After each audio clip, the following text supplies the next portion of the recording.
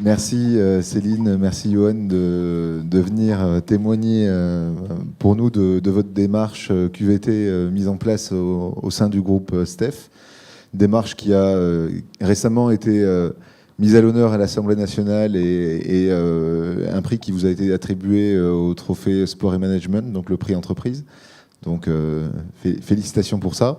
Je vais être un peu mal poli, je vais juste commencer par me présenter, ensuite je vous laisse la parole et on aura l'occasion de regarder ce qui a été mis en place chez Steph et comment est-ce que ça a été mis en place.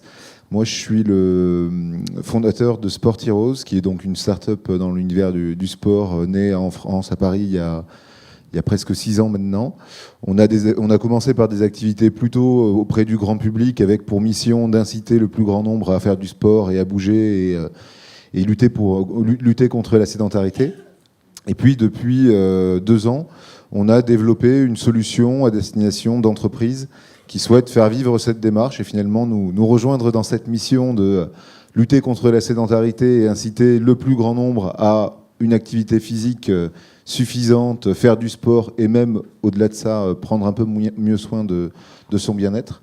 Et donc aujourd'hui, United Heroes, c'est une offre, enfin c'est une business unit, nous dans notre start-up qui existe depuis 2 ans, qui a une centaine de clients, plutôt grands comptes comme Steph, mais des entreprises comme Orange, Air France, PwC, etc., qu'on accompagne avec une plateforme digitale qui permet de structurer la démarche sportive en entreprise et qui permet à tous les collaborateurs de se raccrocher à cette plateforme et d'avoir du contenu, des challenges, tout un tas de choses qu'ils peuvent faire de manière expérientielle, et puis du conseil et de l'accompagnement pour aider nos clients à mettre en place efficacement des démarches de sport et d'activité physique et plus largement de bien-être en entreprise, et qu'elles soient le plus répandu possible et pas seulement laissé à l'initiative locale de quelques-uns.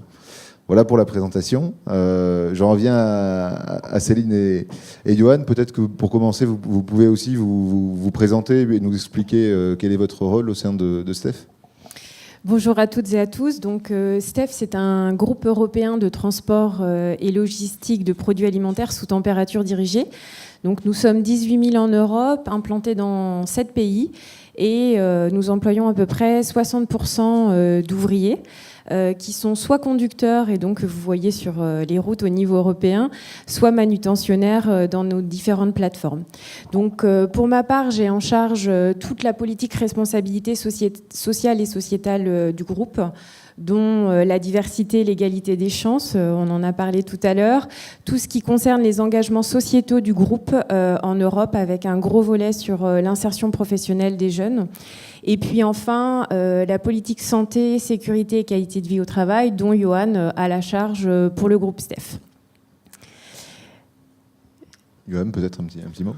Non, je pense que Céline a tout dit. Donc moi, j'ai en charge la partie santé et qualité de vie au travail. Donc j'anime beaucoup de projets sur ce sujet-là, dont la partie Steph Heroes dont on va parler tout à l'heure. Alors justement, en termes de QVT, vous êtes un groupe avec un contexte pas forcément facile. Il y a des populations assez différentes et des métiers divers avec des conditions de travail qui sont aussi un petit peu particulières par rapport à d'autres entreprises. Quels sont vos enjeux justement sur ces sujets de qualité de vie au travail ? Alors déjà, sur la politique qualité de vie au travail, ce qu'il faut retenir, c'est qu'on a beaucoup avancé ces 3 dernières années sur le sujet, et on a fait de la politique QVT un argument clé dans notre marque employeur qu'on a déployée au niveau européen à l'automne dernier. Donc pour nous, c'était un gros challenge parce qu'on voulait absolument que la partie QVT soit visible dans notre marque employeur. Les 4 enjeux qu'on poursuit clairement dans notre politique QVT, le premier, il concerne tout ce qui va être cohésion de nos équipes. Vous l'avez compris, la spécificité de notre entreprise, c'est que nous sommes 18 000, nous avons 240 sites industriels, donc avec des équipes totalement décentralisées, des catégories de personnel très variées. 60% d'ouvriers. On a à peu près chaque jour 9000 conducteurs sur les routes en France et dans les pays limitrophes. Et on voulait trouver un moyen en fait, de créer de la cohésion dans toutes ces équipes dans ces 7 pays. Ça, c'était le premier enjeu. Le deuxième enjeu, c'est qu'on voulait absolument continuer à renforcer le sentiment d'appartenance qui est extrêmement fort dans notre entreprise. On porte fort notre marque qui vous parlera, qui est en fait une marque avec 2 ronds bleus sur des camions blancs qu'on voit sur toutes les routes en France et dans les pays limitrophes. Et pour nous, c'était très très important de continuer à véhiculer cette marque avec les ronds, la fierté d'appartenance et notre culture d'entreprise, en particulier pour tous les nouveaux embauchés, puisque là, en moyenne, on recrute 2500 à 3000 collaborateurs sur ces 2 dernières années. Troisième enjeu, c'était transmettre pour tous les nouveaux notre culture d'entreprise, nos valeurs et notre histoire. Notre histoire, c'est 100 ans. 100 ans d'existence, 100 ans de challenge en France et dans les différents pays, des pays très matures, des pays beaucoup moins matures en termes de marché et de business. Et on voulait vraiment trouver une solution qui nous permette aussi d'incarner ça. Et enfin, le 4e point, il est très, très QVT. On cherchait vraiment à lutter contre la sédentarité de nos salariés et favoriser le bien-être. Et du coup, vous vous êtes dit, le sport semble être un bon outil pour répondre à tous ces enjeux-là. Et effectivement, il rassemble beaucoup de gens et il permet de faire plein de choses en termes de valeurs. Comment vous avez fait pour convaincre justement votre COMEX de déployer une politique sport là où, pour beaucoup, c'est plutôt du nice to have et pas un must have? Qu'est-ce qui a fait la différence? En fait, on a réfléchi sur une action qui était universelle. Clairement, le premier point, ça a été de se dire qu'il faut qu'on trouve quelque chose qui soit totalement universel, qui permette de rassembler toutes les catégories de personnel de l'entreprise, toutes les cultures, tous les pays. Et enfin, on avait à cœur de rendre accessible cette action à tous, puisque par ailleurs, on a un très très grand engagement sur notre politique handicap. Et on voulait trouver aussi une solution qui puisse être accessible à tous. Et là, on s'est dit que le sport, la pratique sportive était le bon vecteur. Et le COMEX nous a complètement suivis dans cette idée de se dire que finalement, le sport ou la pratique sportive, c'est quelque chose qui emporte, qui traverse les frontières et qui permet de se rassembler tous ensemble sur un esprit collectif. Et du coup, concrètement, peut-être, Johan, comment ça s'est matérialisé? Qu'est-ce qui a été mis en place? Oui. Alors, juste pour compléter les propos de Céline, c'est vrai qu'avant de convaincre le COMEX, il fallait nous-mêmes que nous soyons convaincus par le projet. Bon, même si ça ne se voit pas forcément, mais on est amateur de sport à la base, et on était convaincus que le sport permettrait de véhiculer les valeurs du groupe, qui sont incarnées par le groupe, qui sont l'enthousiasme, le respect, la rigueur et la performance. Donc une fois qu'on avait dit ça, il fallait trouver un moyen de déployer une pratique sportive au sein de l'ensemble du groupe. Donc il y a 2 moyens de le faire lorsqu'on regarde un peu ce qui se passe dans les entreprises. Une manière un peu traditionnelle, donc avec la mise en place d'un coach, proposer une salle de sport, etc. Mais nous, on est toujours dans la recherche d'innovation, donc on s'est vite penché sur la deuxième solution, qui est plutôt la partie digitale. Alors, on a vite basculé sur cette solution-là, puisqu'aujourd'hui, on a retenu 4 avantages autour de la mise en place de ce dispositif.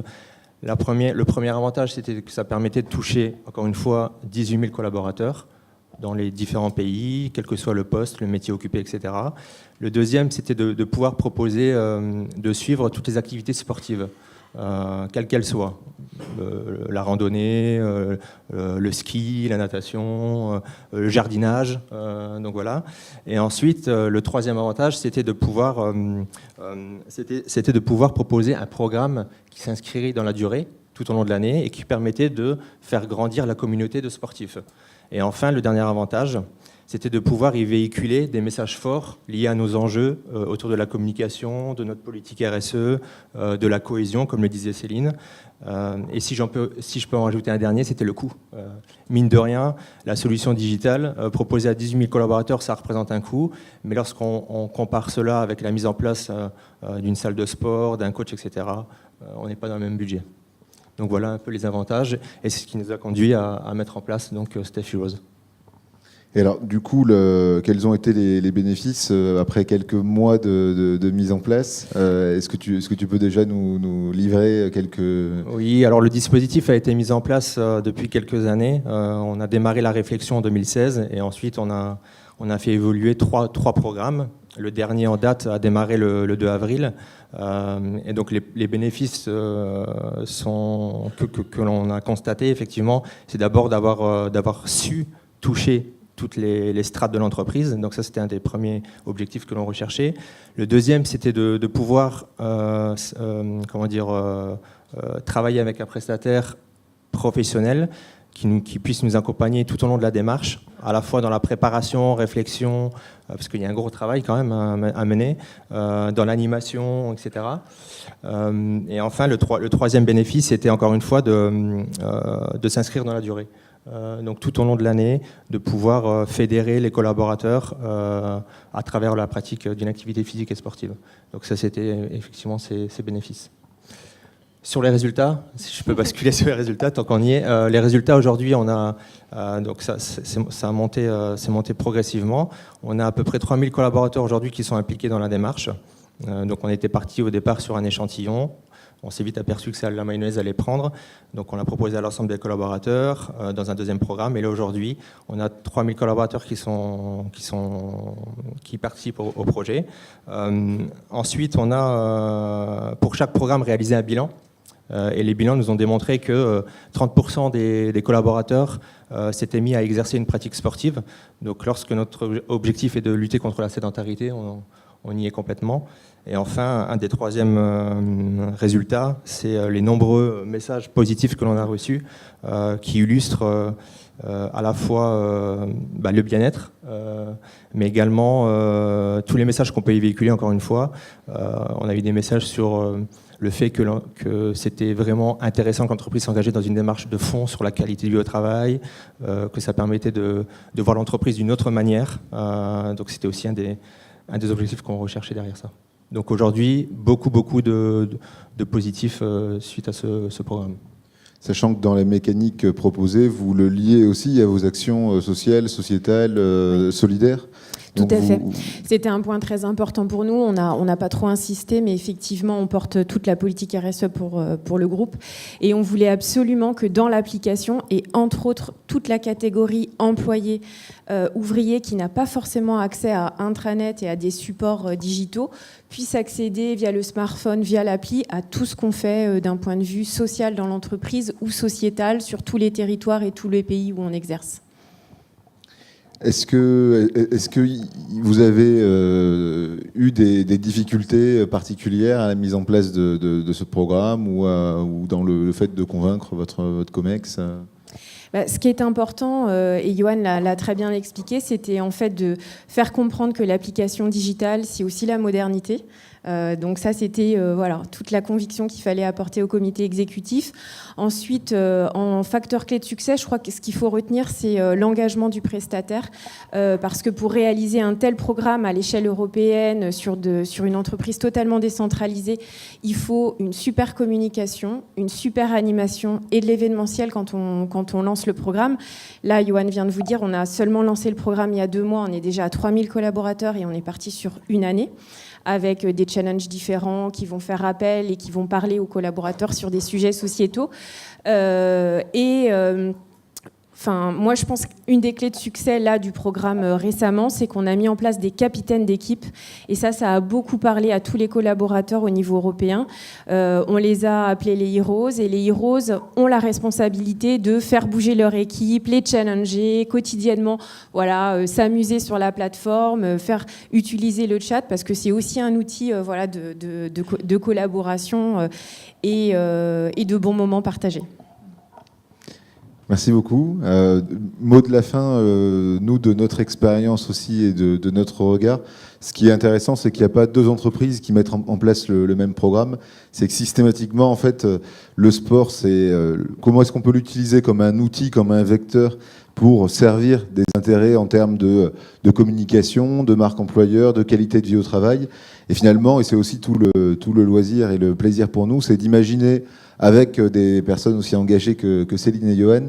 Qu'est-ce qui peut coller au mieux à l'entreprise en fonction de son ADN, son histoire, ses enjeux, la spécificité des populations, ce qui existe, ce qui n'existe pas, les engagements sociétaux.